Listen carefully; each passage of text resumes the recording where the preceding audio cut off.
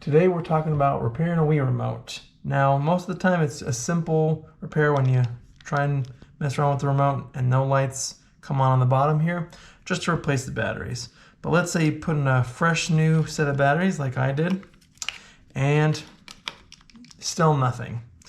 Well, before you throw the Wii remote away, let me show you a somewhat simple way to fix this thing. And again, common hand tools, stuff that you can find yourself. And let's jump into it. So if it's not the batteries, the next place you want to check is the contact plates where the ends of the batteries go. So if we take out these batteries here, and obviously you do want to make sure that you put the batteries in the right orientation, which you can see on here, it tells you. So let's say you have a fresh set of batteries in there and still nothing. Well, the next place you want to check is the little contact plates here and even down here. And it's pretty easy to do this top one. All you have to do is pry it out. This other one here, we actually have to take the remote apart, but don't worry, I'll walk you through it. So to get this first one out, honestly, 2 small flathead screwdrivers is the way to go. I'm going to try and see if I can do it with these tweezers here.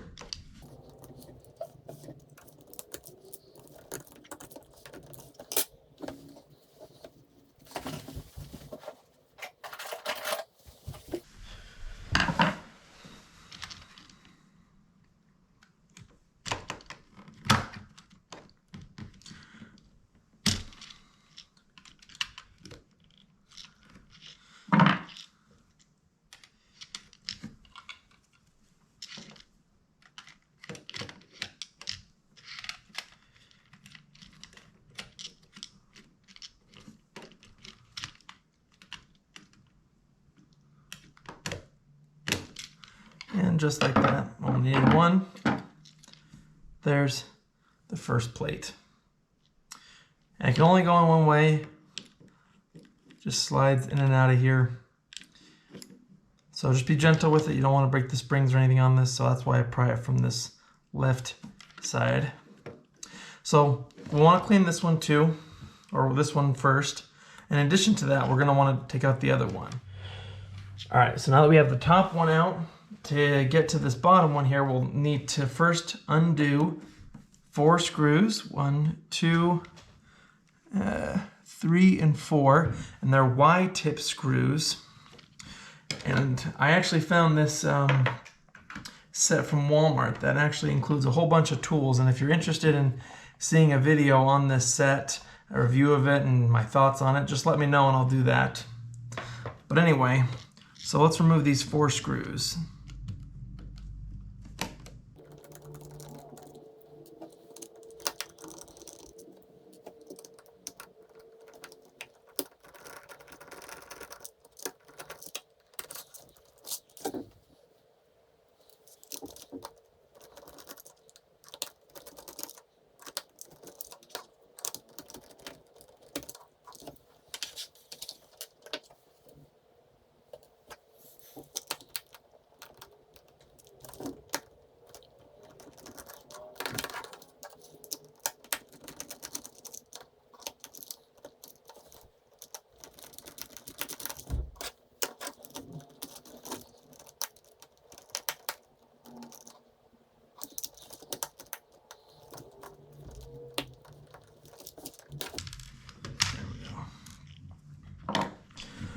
All right, now that we have those 4 screws out, we can pry open.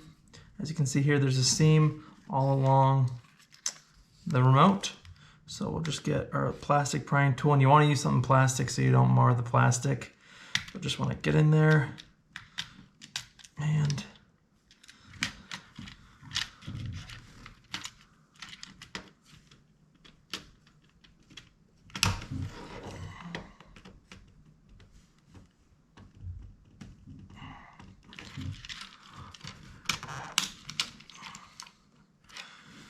all right, and as you can see, I did this with the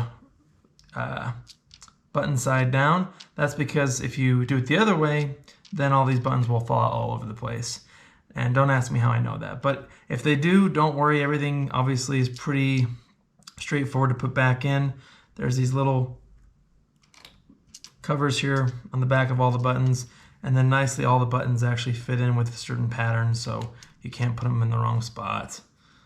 So put that aside here because we won't be needing that. Now we're just one step away. I'll actually take that off here. So now you can see here, there's one tab and a second tab here that's holding in this circuit board. So we'll just want to gently pry while we lift the board up. All right. And then once you get it out on one side, it's pretty easy to get it out of the other.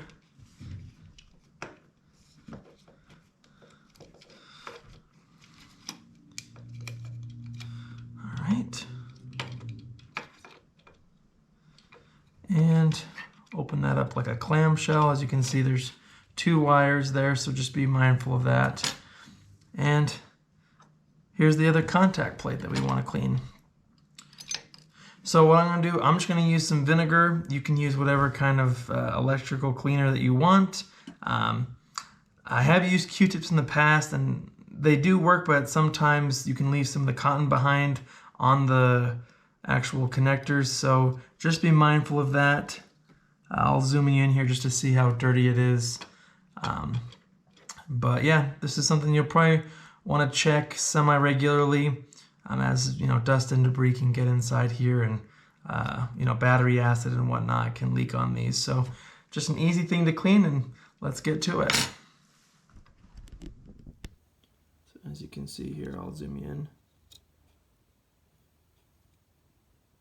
Lots of corrosion there on that bottom plate, so I'm going to get that cleaned up.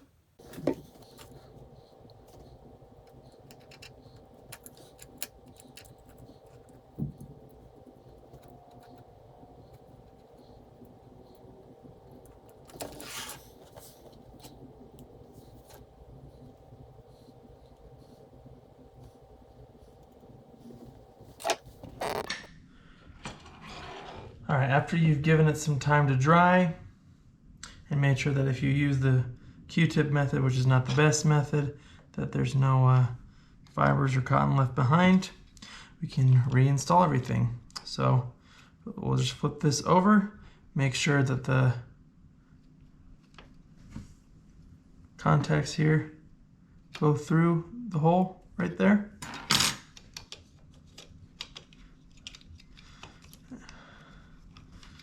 All right, next we'll want to push down the circuit board here underneath the little tabs.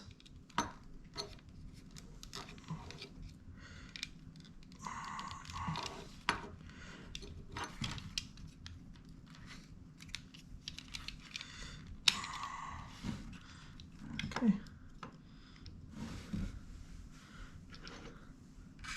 Next we'll want to put in the black shroud here.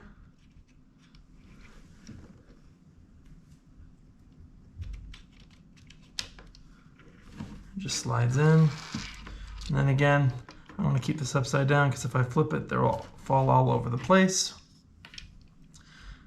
But now I can gently get that lined up and then push it down. And now I can re-put the screws in.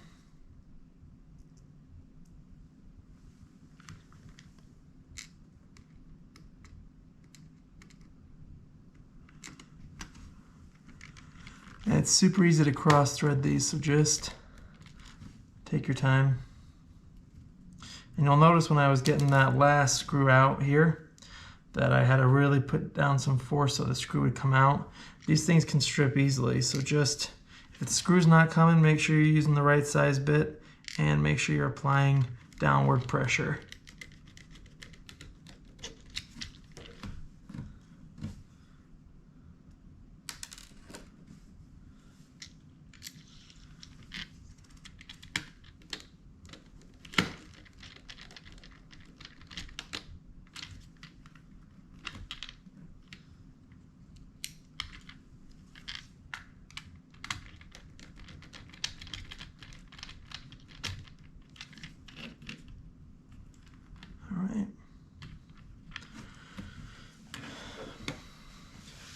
Now let's do the test and put these batteries, or put in our new batteries and see if this thing works. Now let's put in the top plate. That one literally just slides down.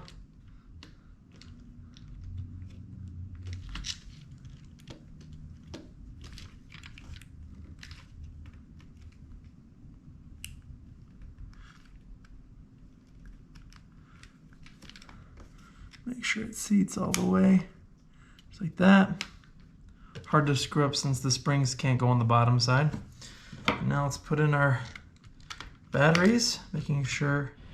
All right, we got the new batteries in. Make sure they're nice and secure and oriented the right way. Close the cap.